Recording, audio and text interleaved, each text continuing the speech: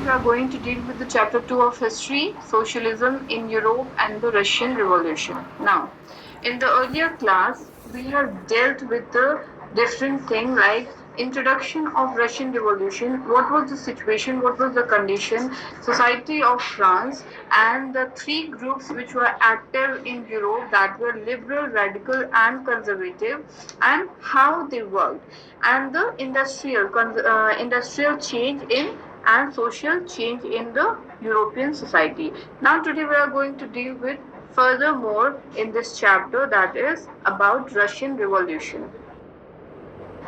See, the very in least, we can say in one of the least industrialized European state, situation were reversed. As earlier we have seen that in Europe the situation was like the socialist people were taking up all the responsibility and they were the one who were privileged. Now here what happened? The situation was reversed. The socialists took over the government of Russia, and that taking over of the government came to be known as October Revolution in 1917, and after that only the monarchy of Russia fell down, and that event after that monarchy fell, the event was much worse, and that event particularly was known as Russian Revolution. Now we are going to see that how what took Russia a few years after a revolution. How did Russia look after the Russian Revolution? See, the Russian Empire, earlier the Russian Empire in 1948, in 14, the Tsar Nicholas II was the ruler of Russian Empire. He was the one who was ruling in Russia. He was the monarchy.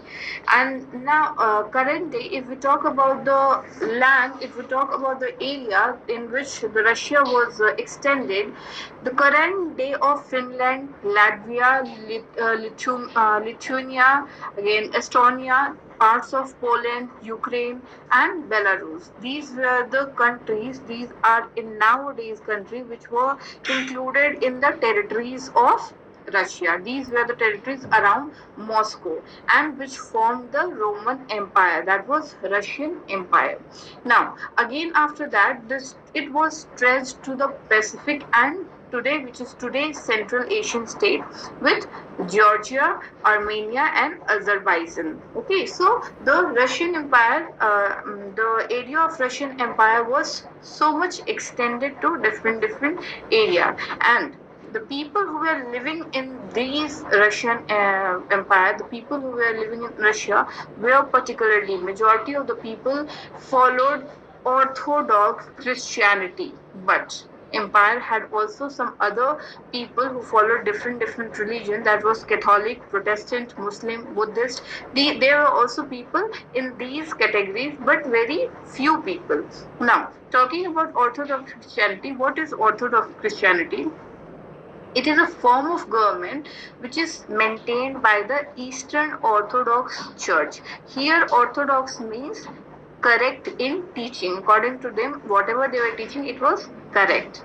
And the head of this church, Orthodox Christianity, was Patriarch in Constantinople. Constantinople is the capital, was the capital of Roman Empire. Now, again, we saw Catholic. Catholic, we all know that it is a Christian church where supreme power is the Pope, or we can say Bishop. Okay, and third thing that we saw is Protestant. Protestant is any Western Christian who was not an adherent of the Roman Catholic Church or Eastern, means they were not involved either in the Catholic Church or the Orthodox Christianity, and those were the people who were Protestant. And these Protestants means we can say is an adherent of any of those Christian bodies that was separated from Church of Rome. Okay, before the or during the Reformation of Russia, and here there was no head who could speak. There was no hierarchy to speak. Okay, and these Protestants even did not use all the books of Bible to follow, and here the main difference between the Orthodox Christianity, Catholic, and Protestant were the Pope, the people who were involved in Orthodox Christianity and Catholic were not allowed to marry, not even before, not after, but the people who were involved in Protestant were could marry before also and after also. So these were the things. These were the we can say people were involved in majority in Orthodox Christianity, then Catholic, Protestant, Muslim, and Buddhist. Now, seeing after that, what was the economy of the and society of Russia? Well, at the beginning, you can see that the Russian people were particularly agriculturist. Okay, it means they were involved in agriculture or production, and majority means 85% of Russian population were the one who earned through agriculture. Not only earned, but they cultivated the produce for the market also as well as for their own need also. Means their need was also fulfilled by the agriculture production. Now, it was higher than we can say that since we are dealing with Russian population, 85% of Russian population was agriculture, and it was much more higher than other European countries, like we can say France, which had 40% of population in agriculture, and Germany, which had 50% of population in agriculture. Here, what happened? Cultivator produced for the market as well as we can say for their own need to fulfill their day-to-day life need. And Russia here as being 85% of population in agriculture, it was a major exporter of grains to different countries. Now, here what happened, economy and society, while dealing with economy and society, we see that Russia has a very large number of industries. And these industries, particularly there were two places where industrial area was very much prominent. It was Petersburg and Moscow. These two places were most prominently the industrial area. Now, after this, we see that there were also some craftsmen who were working along with the industry's worker, and they undertook much of the majority of work or production in Russia. So craftsmen and factory workers, they worked together in their own field and undertook much of the production of Russia. Now we see that factories, when were the factories? It was particularly 1820s when Russia's railway was being extended and foreign investment was being increased in Russia. People were investing in factories, foreign investment. Okay, and by 1900, when 1900 entered 1900, it saw that the factory workers, the number of factory workers and the craftsmen became equal. Okay, now most of these industries were private property, means individual people own these industries. The industries were private properties of industrialists.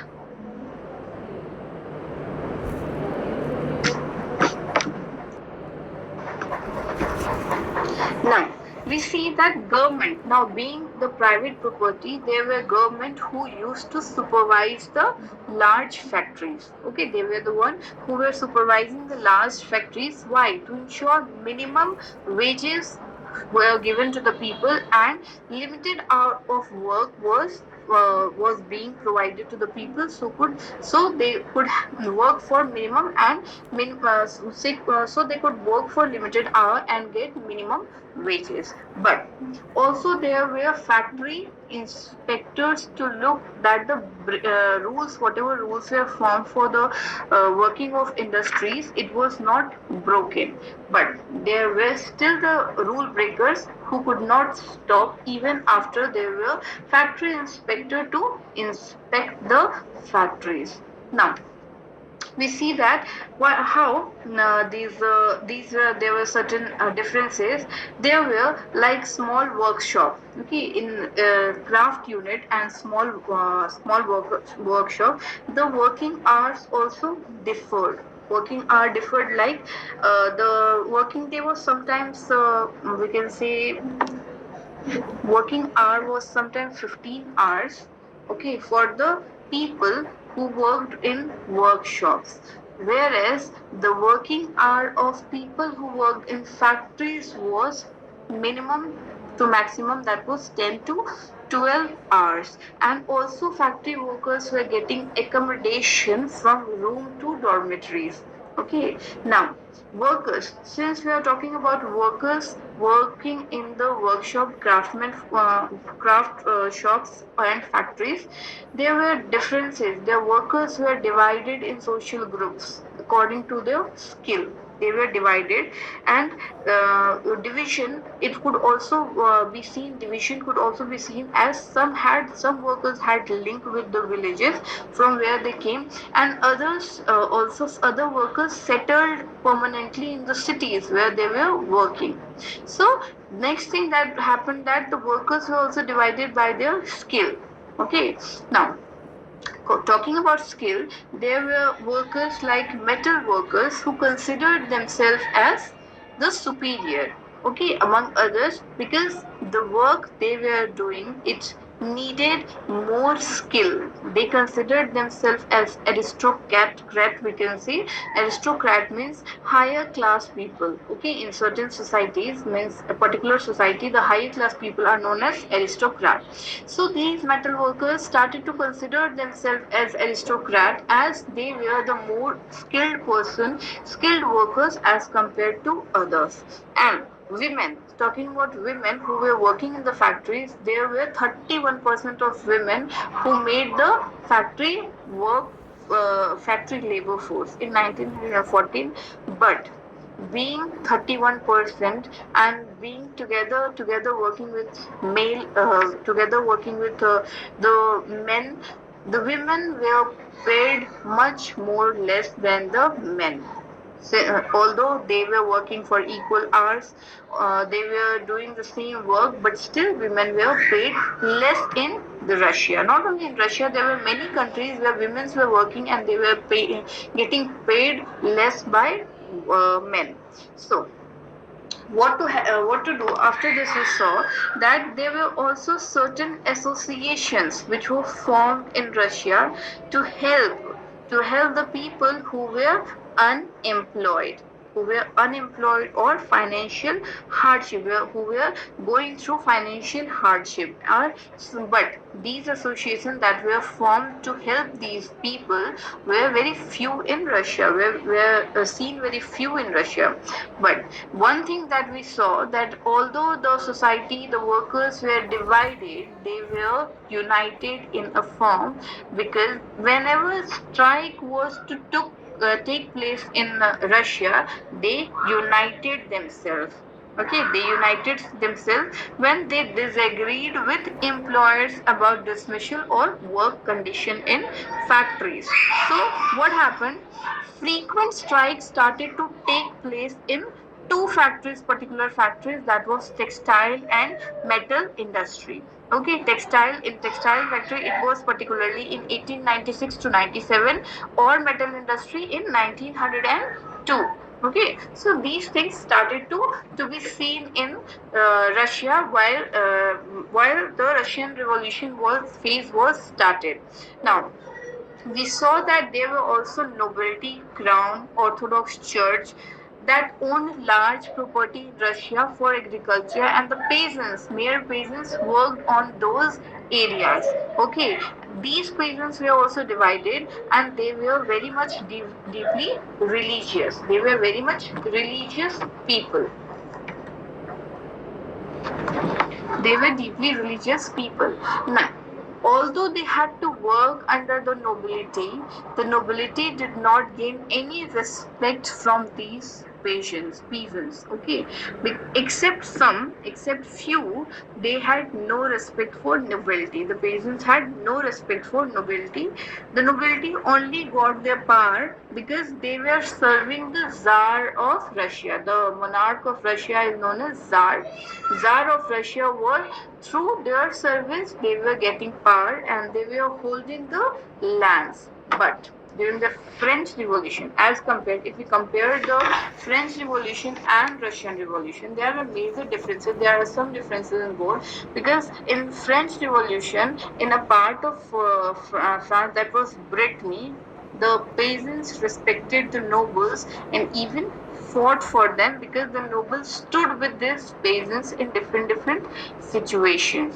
Okay, but in Russia, what happened? The people, they wanted to confiscate the peasants, they wanted to confiscate the land that were given to them by the noble to cultivate. They wanted to take over that land. Okay, and in Russia also they refused to pay rent on the land that they were cultivating, and even started to murder the landlords. So the situation became worse in Russia, and in 1902 it occurred. These things started to happen in large scale in South Russia. But by coming of 1905, the situation was seen overall in Russia. So we can say that the major difference between peasants of Russia and Europe were that the people of Russia, the peasants, the nobles of Russia, what they did, they accumulated the commune here, we can say,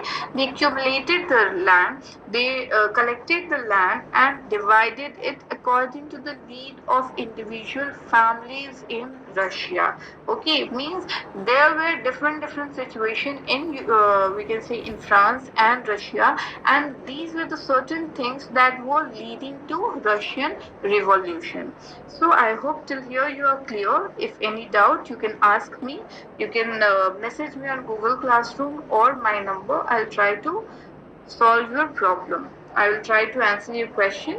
So for now, thank you and have a nice day.